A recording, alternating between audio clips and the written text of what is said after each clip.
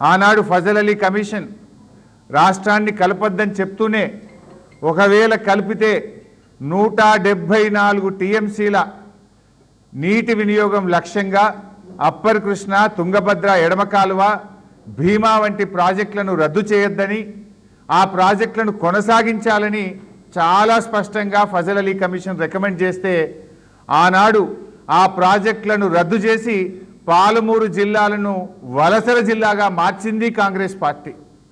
ఇలా పాలమూరు వలసలకు కారణమే కాంగ్రెస్ పార్టీ. హైదరాబాద్ సొంత రాష్ట్రంగా ఉండుంటే ఆ ప్రాజెక్టులు పూర్తయి ఉంటుండే, నల్లగొండ ఫ్లోరైడ్ బాధలు తీరు, పాలమూరుకు వలసల బాధలు తప్పేటి. ఇలా కలపడం ఒక పెద్ద తప్పు, కలిపిన తర్వాత ఆ ప్రాజెక్టులను రద్దు చేసి పాలమూరు, నల్లగొండ జిల్లాలకు మరణ శాసనం రాసిందే ఈరోజు కాంగ్రెస్ పార్టీ. ఇలా కాంగ్రెస్ పార్టీ నాయకులు మాట్లాడుతూ ఉంటే నవ్వొస్తూ ఉంది. అసలు ఏలేశ్వరం దగ్గర కట్టాల్సిన నాగార్జున సాగర్ ప్రాజెక్టును నందికొండకు మార్చి కూడా మన నల్లగొండ, మహబూబ్ నగర్ జిల్లాలకు అన్యాయం చేసింది కాంగ్రెస్ పార్టీ.